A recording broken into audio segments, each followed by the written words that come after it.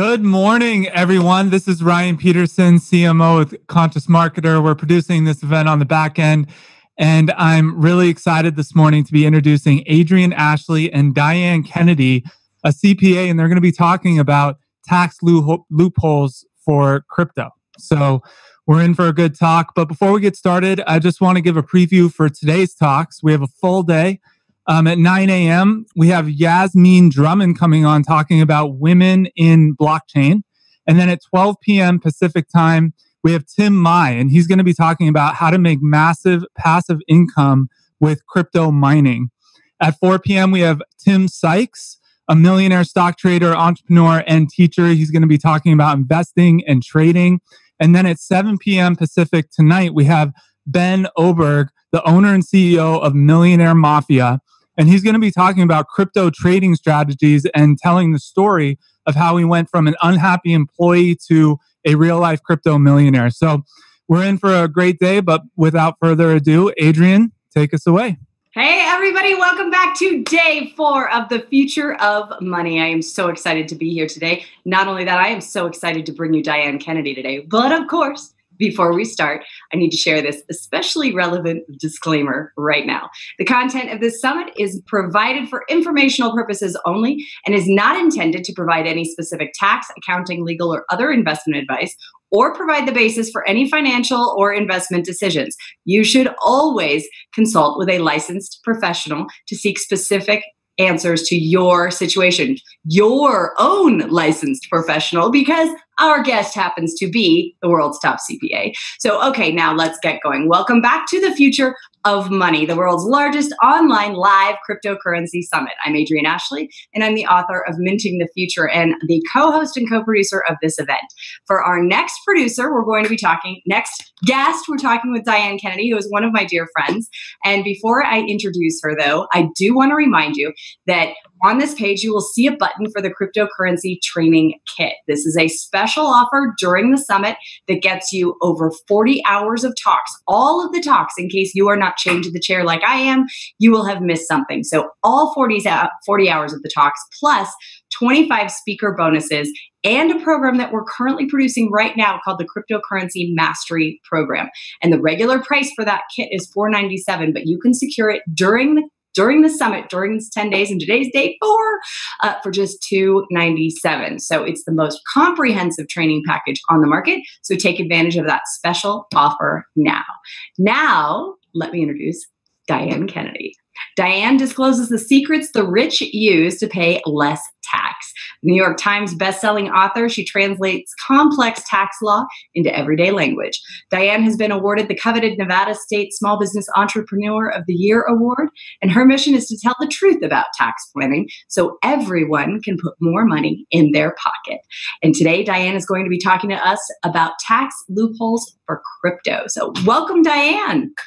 Thank you. Good morning. It's so exciting to get to talk to you again. And first thing in the day, on day 4, we're going to talk about taxes. How exciting is that? I know. And I hope everybody has gotten their coffee and that you are caffeinated and ready, because not only are we going to be talking about complex tax situations, we're going to cover dodge tax traps from recent cryptocurrency tax changes, how to make a tax election that can save you big time in taxes, how to legally take deductions in crypto, and how to avoid the common mistakes crypto investors make.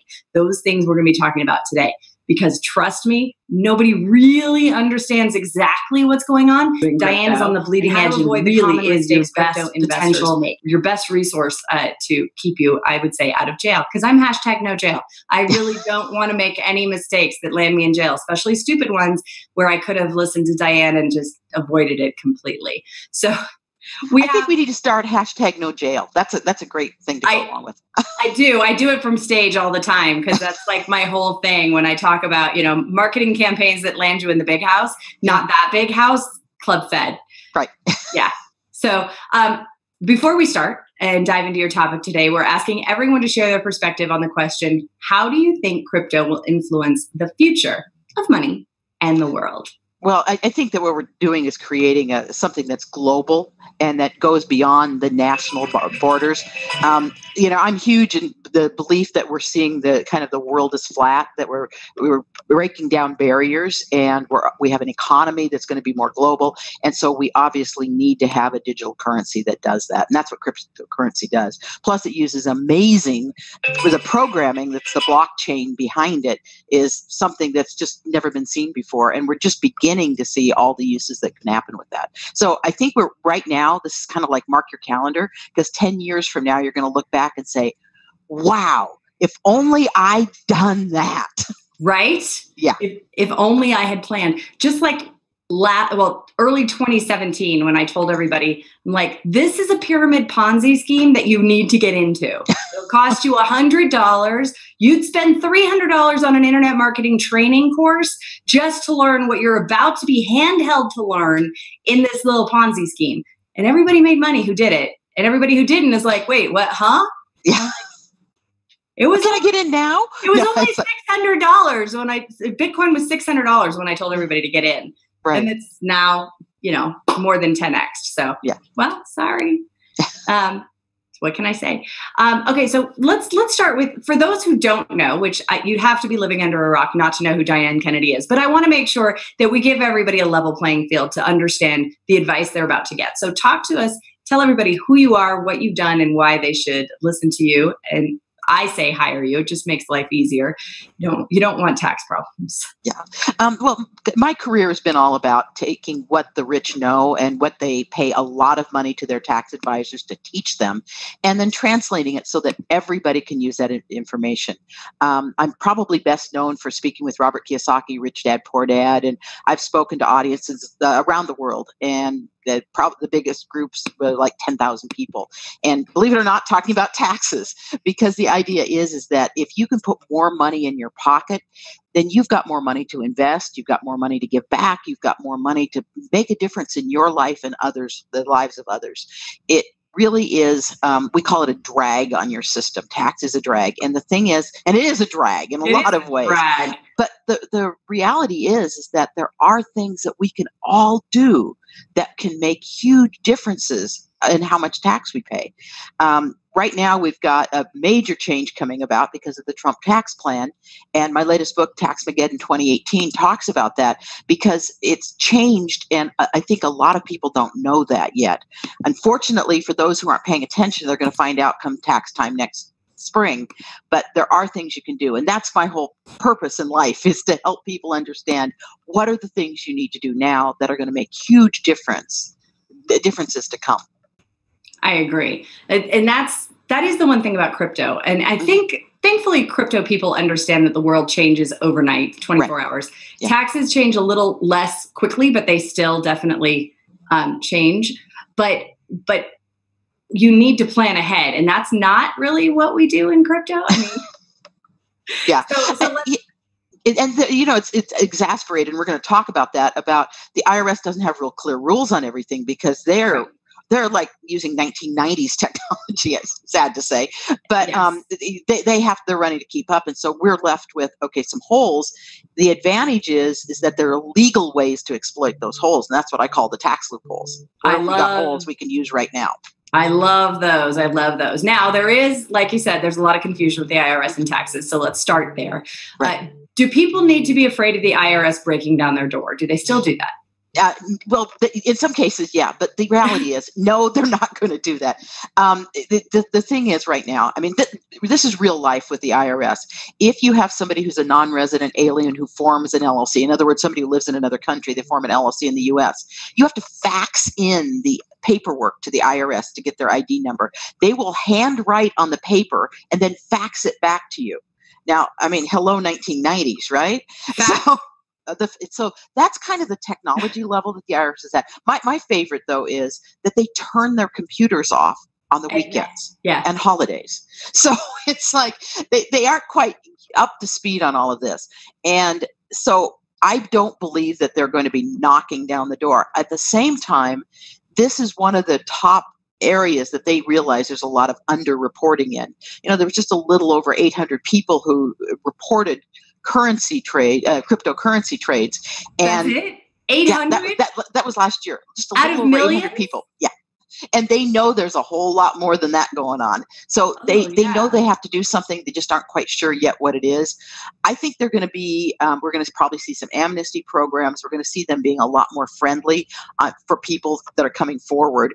And the reality again is that there is some record keeping involved, but there's also ways to take advantage of some great deductions. So it's not the end of the world. You're not going to pay a ton of money in taxes. Awesome. You're literally triggering all the things I've done wrong in my head. So especially because I just cashed out $10,000 out of Coinbase. So like that's going to trigger an IRS thing because aren't they married now? Aren't they reporting? Yeah. What happened with Coinbase was, as people might realize, is Coinbase based out of San Francisco, and they kind of are a clearinghouse for a number of different currencies, including Bitcoin, which is, of course, obviously one of the biggest. And the IRS subpoenaed records from Coinbase, and they went back and forth. And about a month ago, that it was finally decided through the court that the list of anyone who'd had over $20,000 in trade in that year had to be turned over to the IRS. And there's about 14,500 roughly names on that list. And remember, 800 of them reported. So yeah. So if you've had over 20,000, you're on the list. The other thing that's a little confusing for people is, what does the IRS consider a trade? And it's not just selling it for or trading it for fiat currency, selling it for USD or whatever, but it also can be if you use it for goods or services. When that happens, because cryptocurrency, as far as the IRS is concerned, is not typically a concern, strictly a currency. It's actually a property, and that distinction is important.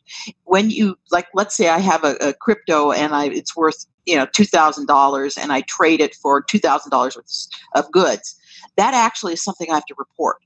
And so if maybe I bought it at 1,000, it's now 2,000. There's actually gain on that now. Well, I can understand the capital gain. Yeah. So, but are you reporting the gain, or you're reporting? You're reporting the gain. Okay. And so it's not, like if I trade, but if I take my USD and I trade it for euros, and the euro happens to go up against the dollar, I don't have to report that. I don't, I just spend euros and I'm like, yay, I have more money. Well, but the SEC just said that cryptocurrency is currency like the euro, and that's why they're not monitoring that. So the SEC has just said it's money, right? Just like doing Forex trading, just like the euro or the yen or whatever. So why do I have to trade? Why do I have to report crypto when I don't have to report euro? Yeah, the IRS and the SEC do not agree on that. And additionally, we have another agency that tracks commodities, and they've said crypto is a commodity. So that's part of the part where there's just like a lot of confusion.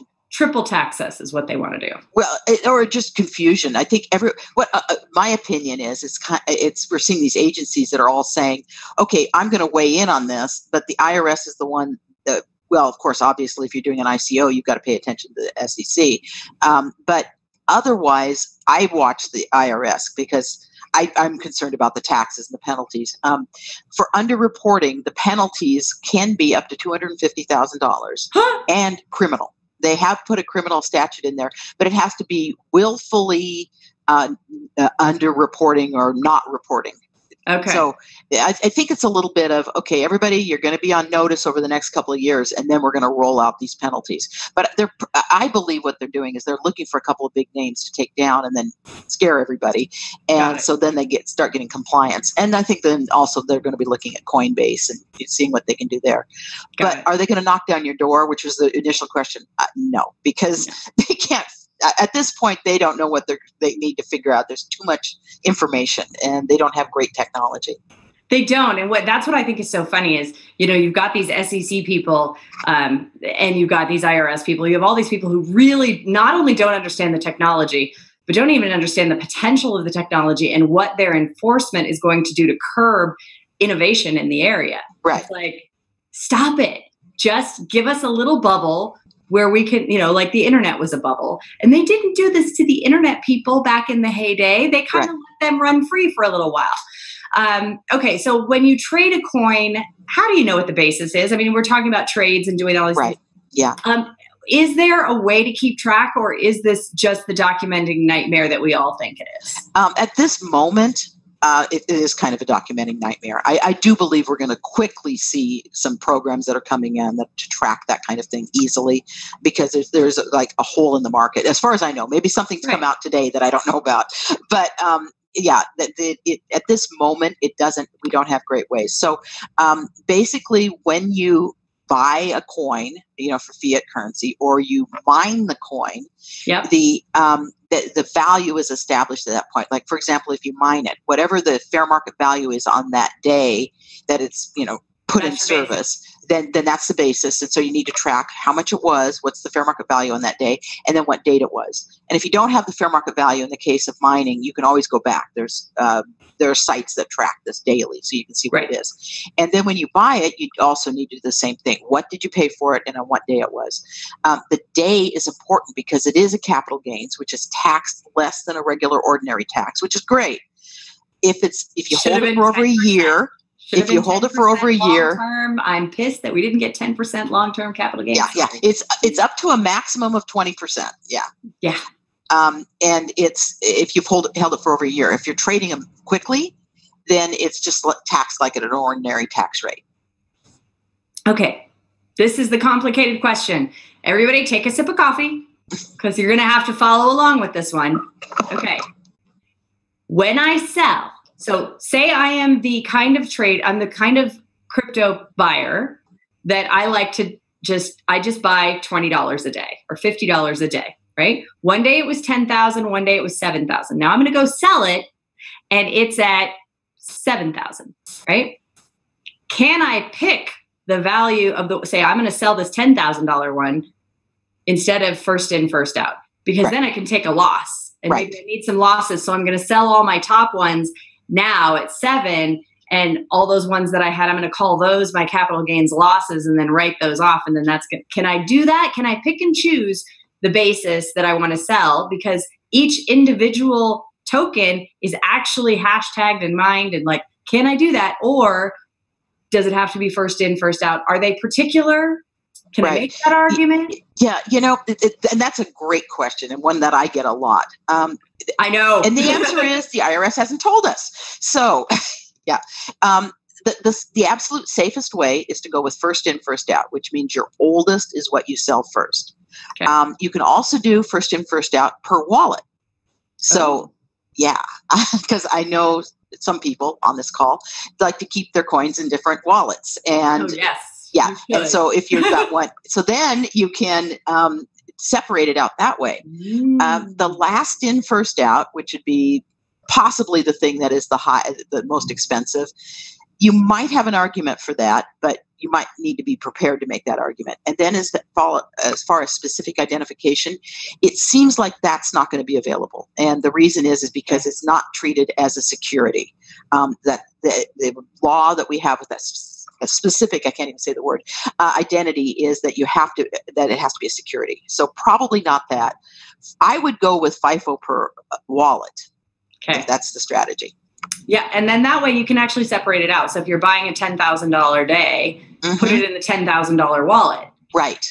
So you could separate it out almost by basis. These are my $5,000 coins. These are my $6,000 coins, $7,000, and so on. So then when you're selling, you can actually, that's an actually very clever idea on sorting and separating. Thank you. You're welcome. I like that. That was good. I had never heard that before, but that's what you get with Diane is you get clever out of the box stuff that you've never heard before that actually works. Okay. So let's talk about the magic money that lands in my wallet that I never knew I had because they hard forked and gave me new money. Right. Okay. Awesome. It's like, woo, somebody, how did I get lumens? Right. And then how did I get Bitcoin Cash? Right. Then, exactly. Right. It's just, boom, it just landed in my lap. And I went, wonderful. Okay. Well, okay. The way that works is that is also a taxable event when you receive that. And it's not taxed like if a stock pays you a dividend. It's taxed at a dividend. This is not considered a dividend. It's actually a property that you're receiving again.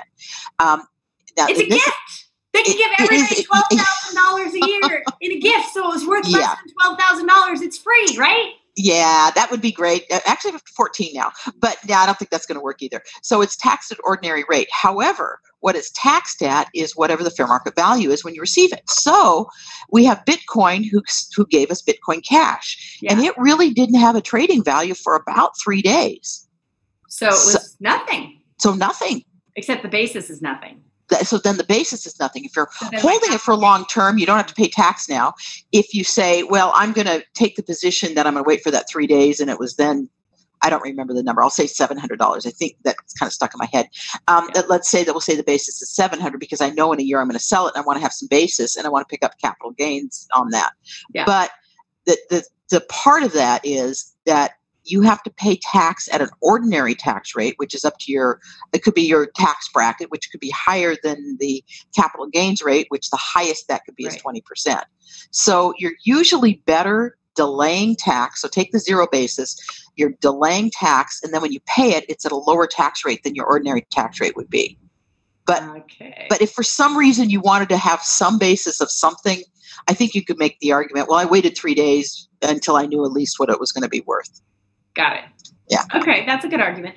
What this seems to me is that, we in crypto, as in everything in crypto, I keep harping on self-reliance, personal responsibility. Right. So where a normal person could just go, well, my accountant said, or this or that. In crypto, you really have to know. Right. You have to have these really in-depth discussions with your accountant or with you on your specific situation so that you can make these choices and decide.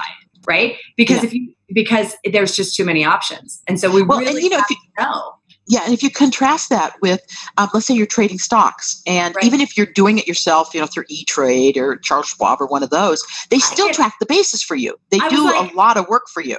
I get a paper at the end of the year. It just tells me everything, and I plug the numbers in, and then I'm done. That's it. Right. So you don't have that with crypto.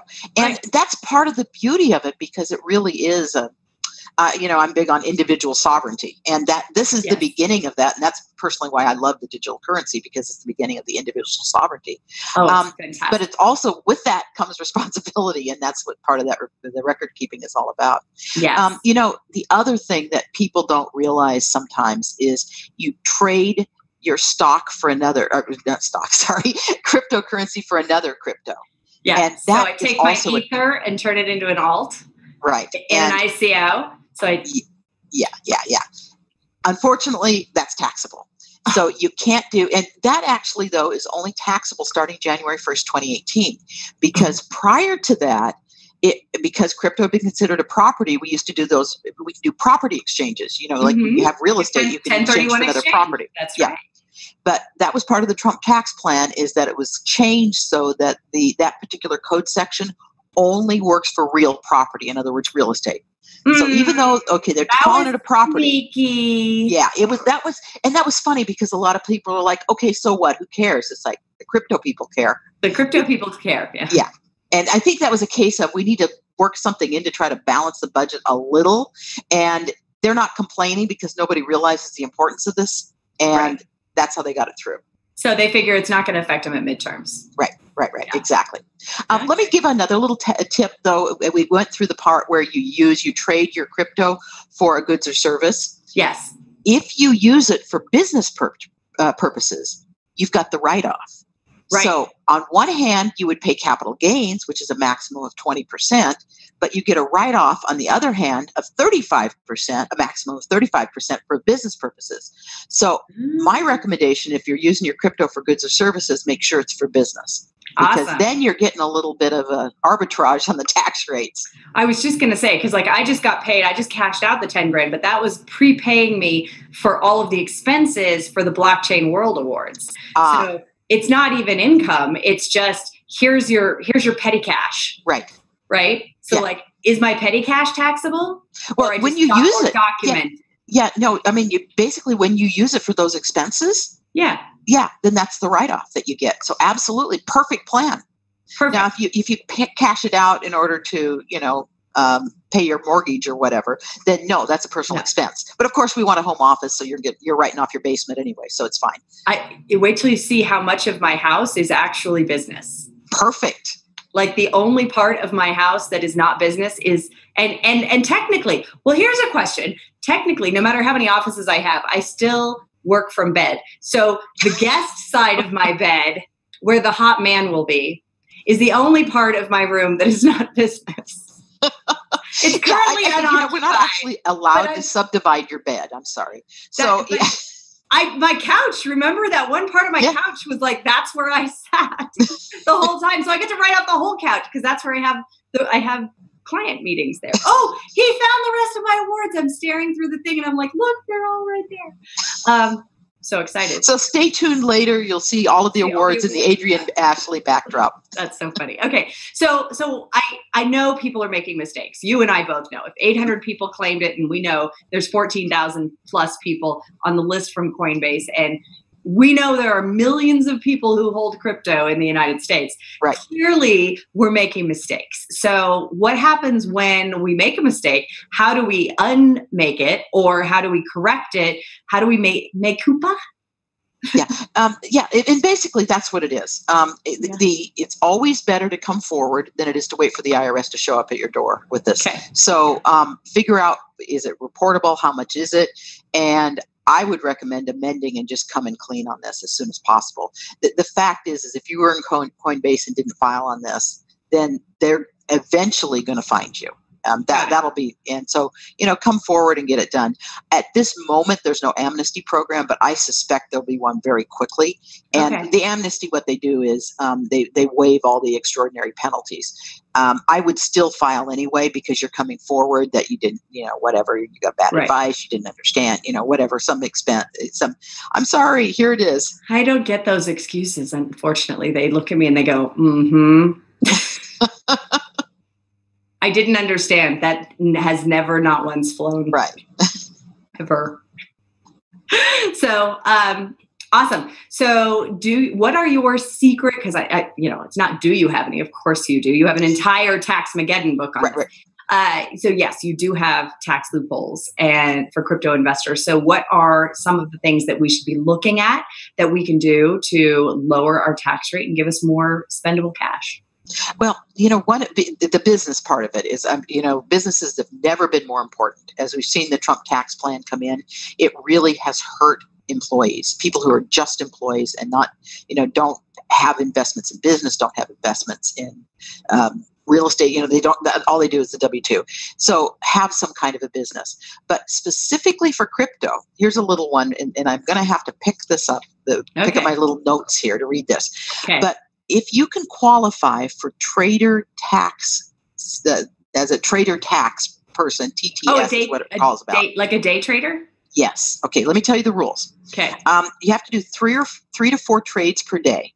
Oh. Okay. So if you're buying that, so in that case, it could be, I'm going to, if like you were saying, you're going to buy $50 a day. So do it in three, divide 50 by 3.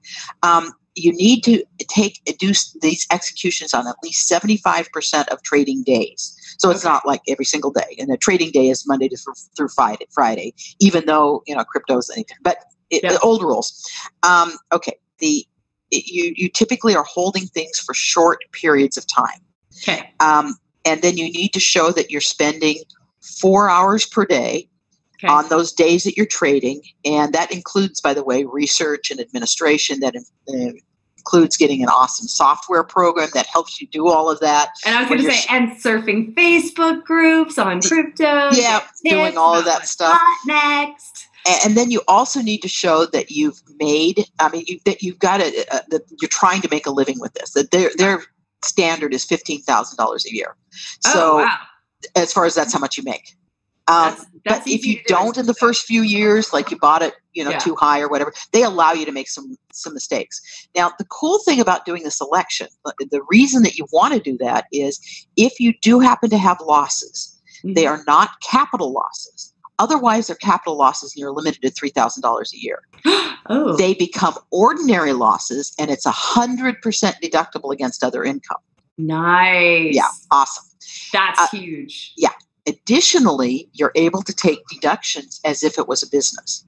Typically, this is considered an investment, and so you aren't able to take things like your home office and your cell phone and your car, business purpose. But if you can show you've got all of those things clearly for your business, then you can take those deductions. Now, and there is, there's a little bit of a standard there. 75% of the days you've got to be doing some kind of trade, 3 to 4 trades, and you've got to show 4 hours per day, which, that could be a lot. However, when we add up all of our time, looking around at stuff, maybe 4 hours a day isn't that much, 75% of the time on the trade. And what's interesting is 4 hours a day, we don't think about, the fact that when we're talking to people in crypto, when we're talking to other experts, when you and I are talking about taxes or whatever, that's also counts towards that 4 hours. Yeah, absolutely. Yeah. Watching this whole series, this is research. That's awesome. Yeah, and it's a write-off. There's one more step that in the right case, you'd have to make the election prior to April 15th. So it wouldn't be valid for this year, but you might think about it for next year. And it's just called mark-to-market. It's kind of a crazy little term. You make that election, 475 election, and then that allows you to take even more write-off. The TTS is kind of a sure thing as long as you're meeting the hours. And I realize I misspoke, and I need to clear up something I just said, that the losses only become ordinary losses if it's the mark-to-market. So correct what I just said. I mixed my two up there. The TTS, the big thing with that is it allows you to take all those business deductions, which is huge. Now, TTS is pretty much a slam dunk. You're going to get that. You don't have to take any elections. I don't think there's any controversy with that one. No certifications. No, not nothing. This is what we do. We file it as a Schedule C, it's like a sole proprietorship, or if it's through a business. I mean, even if you set this up and ran it through like an S corporation, you could write your medical insurance off too. So there's things that you can do with that. Now, the mark-to-market is a little harder. You have to make an election, and we're not 100% sure that the IRS is going to allow that eventually. For now, it's sufficiently gray. You could make that election and then just attach a statement and say, well, pursuant to this is why I'm making this election. And typically what happens is where there's been a little bit of a gray area and you have a reasonable stand, if you've disclosed what you're doing, it stands forever. You're grandfathered in. So for this next year, it might be something to think about if it's applicable for you to make this election so you can get that. I mean, you get all the best of the world, the parts there. I just want to write off all of my international travel. Yeah. All my travel period. That's what I want to write. Yeah. The TTS will do that for you. Awesome. That's the part of it. Your research. Just make sure, like you were saying, if you've set up a plan where you're buying a certain amount every day, perfect. Yeah. Just buy it in little chunks. $20 3 times a day. Right. Perfect. Done. There we go. Done. And there are software programs that will do those trades for you. Yeah. That's awesome. Okay. So we had a question. Can you use average cost for basis? At this point, no, and I really wish you could, but that's unfortunately just allowed for stock. Okay. And it is interesting because it seems like the SEC might be, they said that they were calling the currency earlier. They'd said that it was actually a security. And so if they decide it's a security, then suddenly we get to use all these stock laws. At this moment, you can't use the average cost. So, well, here's my question. Okay. If Bitcoin is money, because the SEC says it's money, but tokens are securities because they've never seen an ICO that wasn't a security, right? Can the altcoins that we're holding be treated like securities instead of treated like money? Can we argue that? Yeah, maybe. The challenge right now is the IRS hasn't recognized that. Okay. But I would use, if I was doing that, first of all, it's not a real conservative approach. Just be aware of that. But I'm a huge believer that whenever you take a stance that might be a little controversial, attach a statement to your tax return. Because if they don't agree with you, you're not going to get hit with these horrible penalties. Got it. If you don't, because you've disclosed, and you just make it sufficiently accountantese or legalese or whatever that no human is going to want to read it. But if it ever comes up, it's like, I told you. I don't care if you didn't read it, but I told you that's what I was going to do. Oh, they don't read them? Typically the person who inputs your tax return, because they do they go through and they input the things that are statements that are attached onto when you e-file. There's somebody who's actually doing that. They're the only person who's looking at it. And they're usually, what do they call those people? A clerk. Yeah, exactly. Data input clerk. Yeah, that's exactly who's doing it. And then these are just like little tricks from doing this for so many years.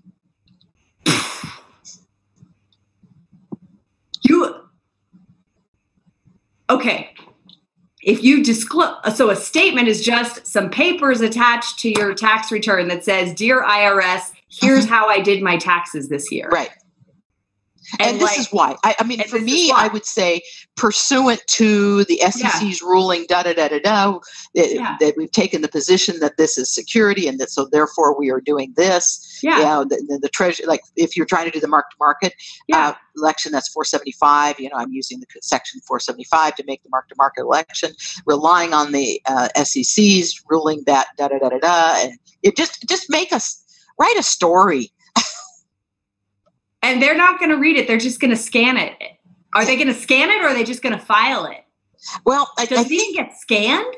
Yeah, I think like when I file, I have a professional program, for my clients. And what we do is we attach onto our e-files. And so that just gets scanned at that point. And I don't know that it's even data entered if it's just going through the e-file system. Maybe if you're doing it paper filed, they're going to do the data entry. Okay. Now we're going to go into tax myths and rumors. Okay. Because these are my favorite.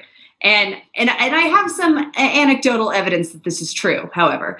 So I have been told, and I don't know what the statistics bear recently because I haven't looked, but it used to be 98% of audits were chosen with the April 15th batch and 2% are chosen with the October batch. Is that general? I don't know the percentage, but I can, and there's nowhere that you will read this in the IRS. Yeah. But the auditors that I've talked to said the way that it works is they get, as an auditor, they have a certain number, like they're supposed to do 12 audits a year or whatever that number is. Right. And the first thing they do is they're handed this batch at the April 15th. And it's just human nature. They typically select from there.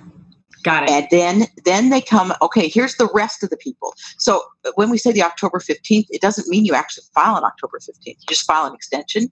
Right. And if you really want to do it early, you can do it April 16th. You're still in that October 15th batch. Right. And so then they are like, oh, gee, I only selected 11. I need to pick one more. And they'll pick it from the other group. But across the board, I mean, that I have never had an auditor say that that's not how it works. Got it. That's what I thought. And so, and now with your whole statement attached thingy, I'm like, well, what's going to happen what's going to happen is that people are going to see that the traditional auditor is not going to be able to understand that. And so it has to get kicked up to the higher level. And they don't have a lot of higher level auditors at the IRS. They've had this hiring freeze and now they've allowed a few more people to be hired, but they're all coming in at the junior ranks. And they are not going to be able to audit a crypto tax return, let alone a crypto tax return with a thing that lays out exactly why. That was actually how I won my audit years and years and years ago, because we kept going back and forth. And I finally submitted a piece. It was like this big with attachments, with everything. And I had my mother hand deliver it and get them to sign a proof of service. And then they sent me no tax due. I'm like, well, no shit. Right. I know there's no tax due. But and people are concerned about the IRS showing up, really that only happens unless there's clearly criminal activity or they aren't paying payroll taxes. They get real excited about that. Otherwise, most of the time you get taxes, they just take your money because they had my money in the trust fund to take the taxes, but a piece of paper didn't get filed. So they just took the money out of my bank account. But if there isn't money, that's when they get like, we're going to come raid you or whatever. Yes. But the issue, I think, mainly is people get afraid of that and just don't panic. I mean, if you ever get an IRS notice, you'll get a letter and it says you're being audited and these are the things we're going to look at. Please give us a call. And during that first phone call is when they determine how long the audit's going to go. So you're talking to the auditor and they're going to ask you a bunch of very probing questions because they know you're now scared, or most people are scared, and most people talk too much when they're scared. That's why you always get a lawyer or somebody else to talk for you. Just don't say anything. Someone who's not emotionally attached to the Right, exactly. And so they're listening to you, and you say, oh, well, this really happened through this account or through this business. And then they're making a note, okay, audit this business too. And so the least amount of information you give them, and it's like, oh, yeah, okay, fine, I'll get it. I'll fax you the information. We've got great records. Just sound very confident. Don't provide any information. And then they're likely to say, okay, it's a 2-day audit. And then if they get in and find something, they now have to justify to their supervisor why the audit's taking so long. And it's a bad mark on them because they didn't plan properly or they're not doing their work fast enough. And so they're less likely to dig. So that first phone call is absolutely critical. And I also think that if they get this and they read this, oh my gosh, there's this very well-written statement. And yes, I've done this currency. I know the law. They're just going to say, okay, fax me some information. I mean, I've had audits for clients where they say, just pull a few invoices and send them to me. It's like, okay, I get to pick. Okay. Awesome. Great. There we go. So that works. Yeah. So what is FBAR reporting for exchanges like? Is it like finance? Yeah. Okay. FBAR. Are these questions you're getting in? Yes. Because that's a great question. I was like, I'm going to read this. I have no idea what that question is, but I'm going to read it and hope that. So FBAR refers to our foreign reporting that we have to do. So if you have assets that are held international, you're a U.S. citizen or a U.S. taxpayer. So that's anybody who's also foreign bank account reporting. Yeah. Okay. Got it. So what happens is, and this is actually a great question because there's a little controversy on that one too. But if you have foreign assets, foreign investment that total over $10,000 US at any point in the year, you have to make this report. It's separate from your tax return, has to be filed by April 15th, and it's called a FinCEN 114, and you have to go to the government form, and I hate their website, but you file with them, and then you list all of your foreign accounts, who signs on them, how much money, what's the highest balance, what's the average balance, what's your ending, information, what's your account number, all of that stuff. Now, I don't want to tell anybody any of that. Exactly. So the question is, if it's currency, we have to report it. If it's property, we don't have to report it.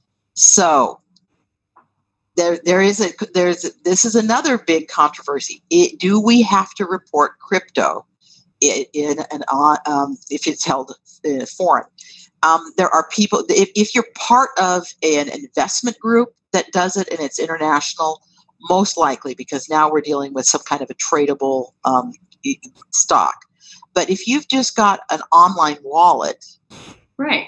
Yeah, again, we're up in the air. Yeah, interesting. Okay, you could make an argument either way. That hasn't been ruled on yet, and I can argue. Yeah. That is one good thing I can do. I definitely. Yeah. Now, I mean, the place maybe people get in trouble with is like they cash them out and then they're holding USD in another account. Now, if you do that, then at that point they might find you and grab you and try to say, hey, you need to report it all. Therefore, because the penalty is 50% of whatever you've got. Yeah, it's a big penalty. That's huge. Okay, talk to me about Puerto Rico, aka Puerto Crypto. So. This is the haven where a lot of the crypto people are going to because it's federal tax free, state tax free, everything tax free. So they're just domiciling in Puerto Rico. Easy, hard. I know you have to be there more than 50% of the time, actually. And what's interesting to me is I domiciled in Nevada, and every business trip counted towards Nevada, but I do not believe that that's the same for Puerto Rico. I think you physically have to be on the island. Yeah, you do. And I have to say, I'm not the expert on the Puerto Rican part of that tax law. To my understanding, you do need to physically be there. But we just were talking about FBAR, for example. Remember, Puerto Rico is a territory, so it's not reportable. But that's what I'm saying. That's what I'm saying. Like that's the haven that everybody's like, okay, so what if I'm living in the United States? I live in Colorado, but but what if I'm domiciling my company in Puerto Rico? Then I don't have FBAR because it's and there are lawyers that can help you set up that, and so there's fees involved, obviously, but you have to have a physical address there. You have to have a real place in Puerto Rico to do that. Awesome, and they don't have internet yet. I mean, they do, but they don't. Yeah. I have a friend who was trying to upload photos from our party at Collision a month ago, and he's like, I still don't have Wi-Fi. Right. Carolina, if you know the area, I've got a good friend who lives there. It's a kind of the financial district of San Juan in Puerto Rico that they never went down. And so they still have internet. They still have great phone service. They're working. Oh, wow. Yeah. So, I mean, just for what it's worth, remember that name, Carolina. It's like an area within San Juan. I don't know if it's a separate town or it's just like a little suburb or what. Awesome. Well, I have to go. I mean, everybody else is going, and my co-founder lives there now, and everybody's there, and I have not gone yet. So that's one of my next trips. We are about to wrap up, so I wanted to talk about your bonus and make sure that everybody knows what you are offering and what we're going to be doing here. So we appreciate you so much coming onto the summit and talking to us today. So I want to talk to everybody about your bonus gift. But before I do that, I would like to remind everyone that you can own the entire training summit through the cryptocurrency training kit. That gets you the downloadable access to the videos, the audios, the transcripts, the bonus gifts like the one we're about to talk about of all the speakers, and all for $297. And you will also get a special bonus training. I needed coffee this morning and I didn't have any. You will also get a special bonus training called the Crypto Mastery Program that we are producing now. After the summit, the price of this training program will go to $497. So if you'd like to own the materials, to refer back to them at your convenience, or to watch any of the videos that you have missed, now is the time. Now, Diane, I would love for you to share more information about your bonus gift, which is Tax Loopholes for Crypto. So I have an ebook. Go to my website, ustaxaid.com/Future of Money, which is the title for this. And it's not cap sensitive. So ustaxaid.com/Future of Money. And you'll be able to download all of the strategies that we talked about today in greater depth as far as the writing and how you do that. And it's a few others in there as well. So, when it comes to crypto, I mean, my biggest thing is have a business around it. I love the TTS, the status change that you elect. So by proving that you're active in this, and, I hear that 297 and all I can think of, that's 40 hours of tape. So typically the rule of thumb is that if there's, for every hour recorded, you can take an hour and a half because you have to make notes and kind of prep it. So that means you got 60 hours. And if we have to do 4 hours a day, you got 15 days right there. Awesome. So, awesome. See? It all and then, works out. of course, doing those trades. Yes. And the trades make it easy. Well, you are absolutely brilliant as usual. USTaxAid.com, the wonderful, the fabulous, the famous Diane Kennedy joining us here on the Future of Money. And don't go away. Don't go too far. Go get a cup of coffee. Come back and join us at 9 o'clock for Yasmin Drummond. And we will see you on the other side.